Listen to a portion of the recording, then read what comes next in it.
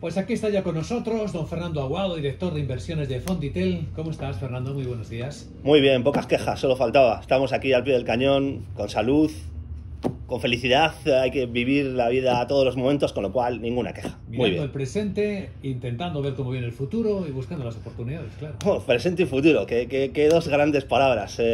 Sí, mirando el presente, mirando el futuro, intentando vivir de verdad el presente, ser conscientes del presente, tener esperanza en el futuro, pero de manera racional. Sí, señor. Vamos a examinar cómo están las cosas, si te parece bien. Tendemos mucho los humanos a establecer los plazos, ¿no?, de aquí a final de año. Además, esta es una semana muy movida con el Black Friday, con las compras navideñas. Pero en el contexto del mercado, ¿cuáles son las claves más importantes de este momento para no perderlas de vista? Bueno, yo creo que hay una serie de claves realmente relevantes, ¿no? Voy a intentar no extenderme mucho. En primer lugar, yo creo que hemos hablado de presente y de futuro y esto es una de las claves más relevantes. El presente es malo, sombrío, frío. Y esto es una realidad. Estamos al comienzo del invierno, con una pandemia a niveles muy elevados, con una afectación muy alta a la economía, sobre todo a estos servicios en países como España, en Europa, y por tanto el presente es malo, no cabe ninguna duda. El futuro es esperanzador. No diré brillante, diré simplemente esperanzador. Todos los temas de vacunas, todos los temas... Pues bueno, afortunadamente el ser humano es capaz de abstraerse un poco de su día a día mirando al futuro, ¿no? Y esto hace que los mercados estén reflejando esa esperanza, esa posible brillantez del futuro.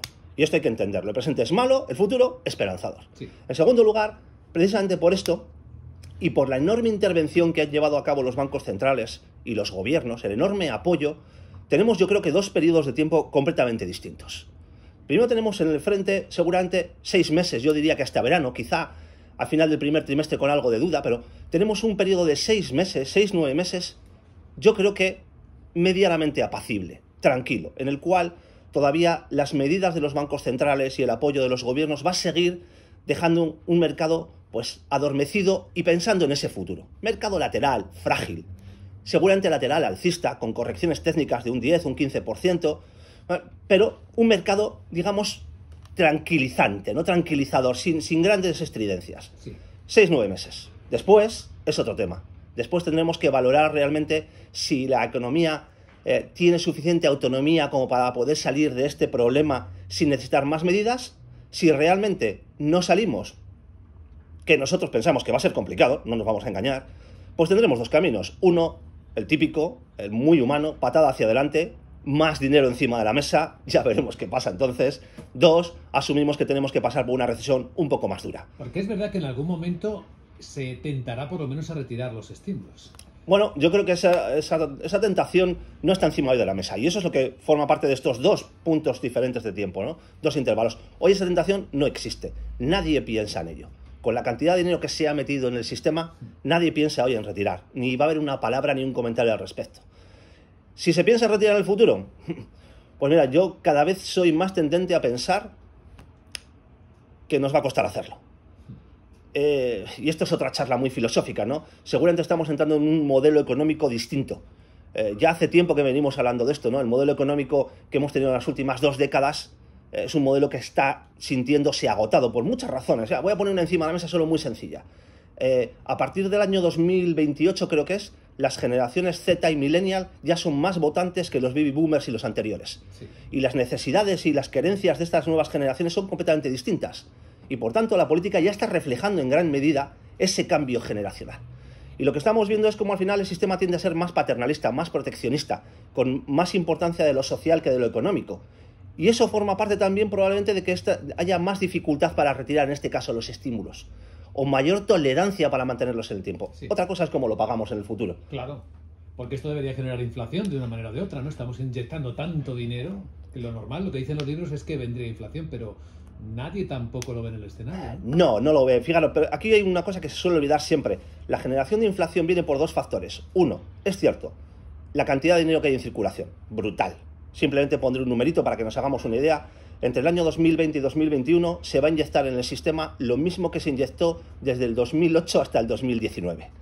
14 trillones de dólares por parte de los bancos centrales. Una auténtica barbaridad. Pero no solo influye la cantidad de dinero que está en circulación, sino la velocidad a la que actúa el dinero. Es decir, las veces que ese dinero se presta, vuelve al banco, se vuelve a prestar, esa velocidad ha caído dramáticamente. y no está previsto que esa volatilidad aumente en los próximos meses, trimestres, años quizá. Y por tanto, hay tiempo para que los bancos centrales puedan retirar parte de ese dinero y evitar un problema de hiperinflación. Hoy no está en el radar de nadie, pero la semilla está plantada, sin duda. ¿Me dejas ir a lo práctico, Fernando? Venga. Porque eres el director de inversiones de una gestora de referencia en fondos y en planes de pensiones. Y has citado a los baby boomers. Hay mucha gente, y ahora con las reestructuraciones bancarias estoy pensando en todas esas personas que se van a prejubilar seguramente, que están pensando ya cómo organizar sus inversiones para ese momento de la jubilación. Se aproxima, estamos a entre 5 y 10 años vista como muy largo, entre corto y largo plazo para todas esas personas. Y con este mercado, ¿qué estrategia hay para los baby boomers? No voy a hacer ningún tipo de apología del optimismo. No lo voy a hacer. Muy difícil. Tienen por delante un panorama inversor muy complicado. En primer lugar, porque su espacio temporal, afortunadamente la esperanza de vida es muy larga, pero la gente tiende, y yo creo que es un error, pero tiende a pensar que su espacio temporal es la fecha de jubilación. En realidad tu espacio temporal es tu esperanza de vida. Con lo cual, aunque la gente se prejubile, sigue teniendo en el largo plazo, ¿vale?, una posibilidad de inversión.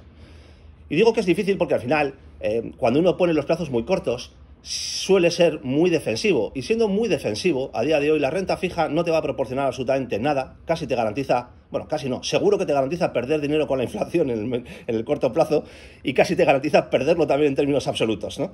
Con lo cual, muy difícil, ¿no? Y la parte de renta variable pues asusta un poco precisamente por poner ese intervalo temporal tan corto. Yo aquí sería muy pragmático. Intentaría hacer una división entre mis necesidades a corto plazo y a largo plazo. Evidentemente, las necesidades a largo plazo hoy solo pueden estar cubiertas por activos de riesgo. Estos activos de riesgo, al final uno habla de bolsa, habla de bonos que tengan una yield ajustada a riesgo interesante, no hablo del investment grade, hablo de high yield, hablo de inversiones que tienen riesgo. Sí. Yo dividiría las cosas, corto plazo y medio plazo. Medio plazo hay que seguir asumiendo riesgo. Corto plazo, pues quizá intentar no perderle dinero a la inflación sería un objetivo más que favorable, ¿no?, para este corto plazo. Y en esta filosofía de seguir asumiendo riesgo, que es la única alternativa que hay ahora mismo para no perder, ¿dónde, cómo, de qué manera? Mirad, en el corto plazo, ¿vale?, voy a también intentar distinguir el corto plazo y el largo plazo, y más aún para las personas que me decías de referencia. Mirad, en el corto plazo yo creo que sí que, desgraciadamente, hay que ser más tácticos. Y claramente más tácticos. En el corto plazo hay que aprovechar estas correcciones técnicas que yo te decía para asumir riesgo. Hay que poner un objetivo al final, un objetivo razonable de oye, ¿cuánto dinero puedo ganar con mis inversiones en ese corto plazo? Sí. Un 8, un 10, un 12%. Esa es la rentabilidad que uno puede tener en 4 o en 5 años batiéndole a la inflación tranquilamente. O sea, hay que ser conformistas quizá en este plazo, ¿no?, en este momento tan de incertidumbre en el próximo año, año y medio. Por tanto, yo sería muy táctico, ¿vale? O comprar fondos que tengan esa capacidad de ser tácticos, ¿no? Asumir riesgo, corto plazo, ser táctico. En el medio plazo hay 2 movimientos que van a durar mucho tiempo. No son movimientos que van a durar 2 meses ni 3, sino mucho tiempo. Los 2 movimientos son claros, todos los tenemos en la cabeza. 1, la reversión de los tipos de interés. Evidentemente, los tipos de interés no van a volver a los niveles anteriores y mucho menos de manera rápida, pero van a volver. Y por tanto, hay que estar corto de duración y hay que saber perfectamente que hasta que no lleguemos a un cierto límite en los tipos de interés, y puedo poner un número, no pasa nada, claramente que el bono a 5 años bata la inflación. Mientras tanto, no merece la pena. Ese momento va a durar mucho tiempo. Estar corto de duración puede ser una alternativa al dinero en cuenta corriente. Sí. Bueno, poco riesgo y se puede hacer desde ya, porque los tipos están suficientemente bajos como para que, aun equivocándote, no suponga un perjuicio grave. Hay otro movimiento de enorme calado, mucho más, seguramente mucho más amplio a lo largo del tiempo. El movimiento de reversión cíclica. Es decir, durante más de una década hemos tenido todos los valores cíclicos, petroleras, mineras, bancos, aseguradoras, telecomunicaciones, sí, claramente por debajo de los valores de crecimiento más defensivo que se considera hoy, tecnología básicamente. Ese movimiento también se va a dar la vuelta, ese momento va a ser más brusco, va a durar más tiempo, va a haber mucha rentabilidad a ganar, pero ojo, quizá todavía no sea el momento para posicionarse, porque ese movimiento se va a dar cuando realmente veamos cómo empiezan a subir los tipos reales, cómo la inflación empieza a despuntar, cómo la autonomía de la recuperación empieza a existir. La recuperación económica va sola, no hace falta que vaya con apoyos. ¿Se puede empezar a picotear aquí? Sí, en algunos sectores, pero también de forma táctica. Por ejemplo, sector financiero, asegurador. Son los primeros sectores que van a verse beneficiados de estos movimientos, pero todavía no para entrar de forma fuerte y porque va a tener vaivenes, lo estamos viendo. Las acciones value, las acciones cíclicas, se mueven tranquilamente un 10, un 15% en una semana o en dos. Sí. Si te coge a pie cambiado, puede hacerte salir cuando lo que tienes que hacer es pensar cuándo entras. Menudo disgusto si te pilla eso, efectivamente. Una curiosidad para terminar, Fernando, de los productos, de los fondos, de los planes que tenéis en Fonditel, ahora mismo, ¿cuáles son los que más os está pidiendo la gente?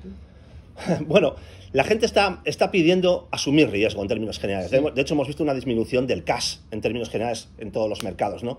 Yo siempre digo que hay que hacerlo, que lo más importante no es en qué producto inviertes, sino que realmente tengas una buena planificación. Y aquí también estamos un poco para ayudar un poco al cliente a hacer esa planificación, ¿no? Digamos que los productos con una exposición global, por ejemplo, el Bolsa Mundial Sostenible dentro de nuestra gama en fondos de inversiones, ¿no? Pues están siendo fondos que están siendo más demandados porque tienen una exposición global, tienen quizá más tecnología, tienen más países emergentes, más divisa. Bueno, yo creo que eso es una serie de fondos que se están reclamando. Por otro lado, también desde luego en planes de pensiones o en fondos de inversión, aquellos fondos más mixtos, ¿no? Más que tienen esa parte de renta fija que es cada vez más difícil de gestionar porque aporta poco, pero que sí que da un carácter defensivo, ¿no? Por ejemplo, aquí podría nombrar, por ejemplo, Albatros, por ejemplo, ¿no? Que es un poco nuestro buque insignia, ¿no? Entonces, bueno, yo creo que en ese sentido los clientes sí que están demandando pues un poco ese mix de asumir más riesgo, porque si no tienes riesgo no hay rentabilidad, y también porque lo vemos en los medios de comunicación, han subido mucho los mercados de los mínimos. Yo siempre pongo aquí el foco, ojo, que esto va y viene, ¿vale? Pero lo que hace falta es una buena planificación. Voy a insistir siempre, no vender un producto, sino vender la planificación, que la gente entienda los riesgos que asume al invertir.